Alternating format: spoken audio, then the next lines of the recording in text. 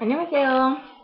So I wanted to make a recording. It's been a while, and I just got back from a wonderful, very Asian dinner. You know how I am about those extremely cultural moments where you look around the room and you think, under the phase of a little bit of soju, a couple shots of little, soju with friends, clinking glasses. I can't believe I'm in Korea. I just had one of those moments. So we went out to like a coworker party, and I think it was supposed to be only for the Korean teachers. But apparently some of them said that Rona, the other teacher, and I would feel bad if they didn't invite us. Even though I completely understand that they would want to speak Korean and not have to worry about translating for me. But I'm so used to I'm just so accustomed to being out of the loop, I guess, in a group of people who aren't speaking the same language, that I know the social signs or the facial expressions, the body language to follow the conversation a little bit. And then I know the main emotional reactions, like 진짜, which means really. And so I couldn't follow exactly what they're saying at all. I'm not saying that, but I could participate enough with smiling and laughing at the same time they did. But we had this big spread. We walked into the building at first, and we went to the downstairs restaurant. And then my boss abruptly turns around and said, no, we're upstairs. This one serves dog. We don't eat here, or something. But when I asked them later, they said they'd all tried dog, so I don't get it. We went up the stairs to the second floor little restaurant, and you had to walk in the entranceway, and there are these raised wooden planks around the entrance with a big shelf full of shoes. So you had to stand up on the plank, take your shoes off, then stand up on the plank so you didn't touch the floor, and put your shoes.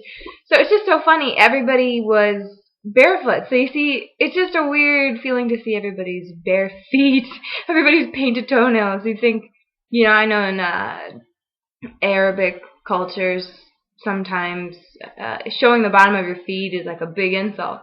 I don't, obviously not like that in Korea. Everybody was just kind of bearing their feet everywhere.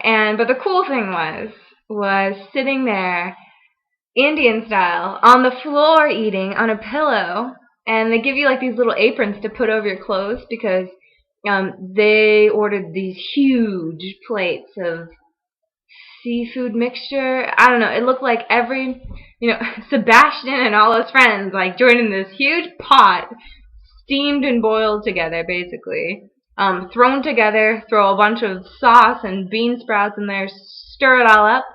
It was like, and there's no rice or anything, just seafood. And they were making fun of me trying everything, and I tried everything but the fish intestines.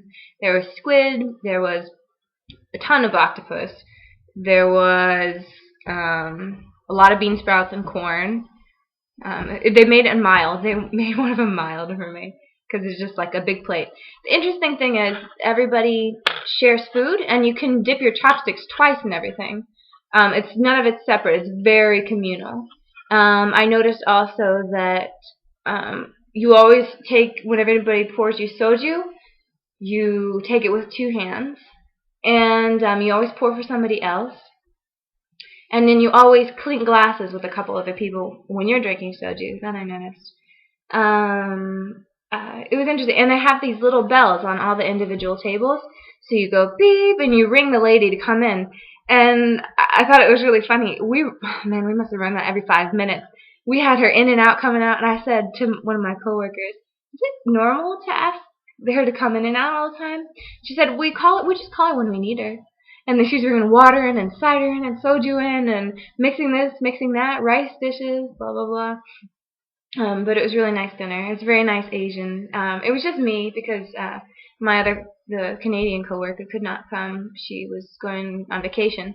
So it was just me and all the Koreans, like my boss and my fellow teachers. And I didn't talk. They didn't really make an effort to talk to me or speak in English or anything, but I thought that was cool because sometimes I like just going with the flow of the social situation rather than having to be the center of attention. And that was fine. I had a couple of shots of soju and was just very relaxed. It kind of took the edge off the social pressure. The only thing I had a problem with The most uncomfortable thing, besides the flat chopsticks, which I'm getting better at, and besides the octopus that came raw, still wriggling like little worms on the plate, every time you touched it to pick up another one, it would go. That was pretty funny. The only thing that I ran into was, despite my yoga, I had a hard time sitting for 2.5 hours Indian style. I didn't know what the protocol was, though, for, like, could you straighten your legs? Could you lean back? So eventually, as everybody started finishing, I noticed people would put their knees up like this, or stretch out their legs a little bit under the table. So that's what I started doing, because, man, my yoga's not that good. I cannot sit there Indian style for 2.5 hours. That is a skill and a flexibility developed over lifetimes in Korea and the rest of the world. So all in all, good experience. I had a pretty good day teaching. Again, it's like the best and the worst of classes. For some reason, they've felt like convicted, or I've been I've been able to kind of channel a little better their personalities in the classes. A lot of the classes repeat; they use the same textbooks, but their collective classroom personality is completely distinct from one from the other. So a lot of them I do fun things, like write nouns, a bunch of nouns like golden apple and glass and one of the students' hair, like random nouns, and they have to make a story about it. That was one thing that they liked. And then a variety of punishments too. So people talking, extra pages of homework, extra paragraphs.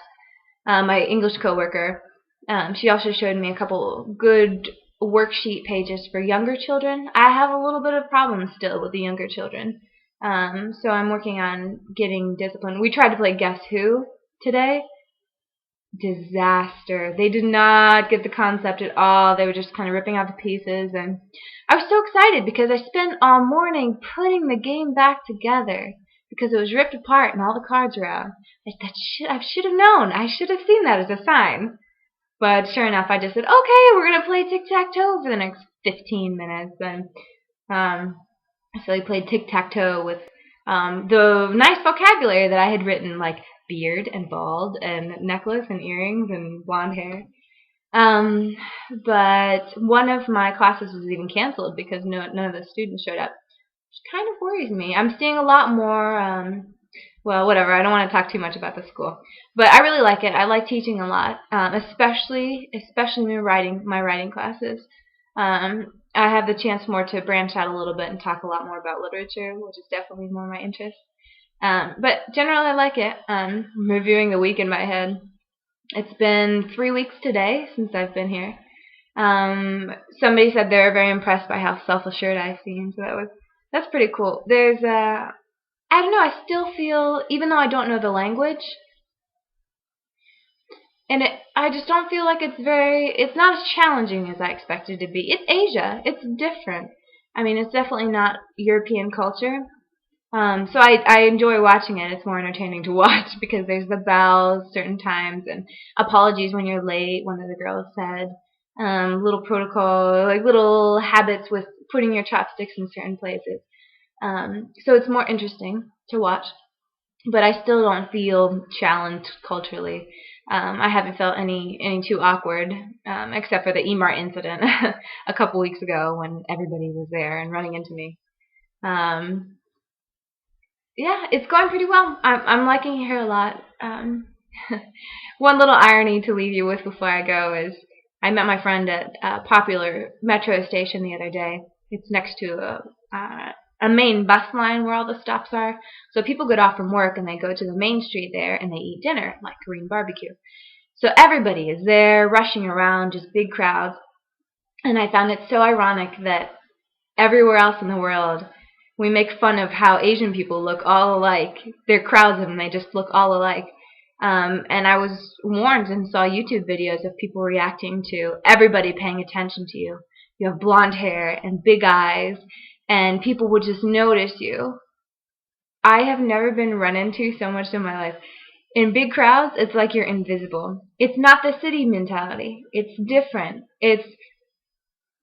I feel almost like more of an object to be run into. They just don't even notice. Just shove right by. So it's interesting that in a crowd, in a mass of people that we all see to be the same, and we think we're so different, and they think we're so different, I've never gotten more ignored in my life. So that's interesting. Anyways, I'm having a good time, and hopefully I'll make the next event, or in the next couple of weeks I'll make another little weblog to post online. So see you later. Until next time. Bye.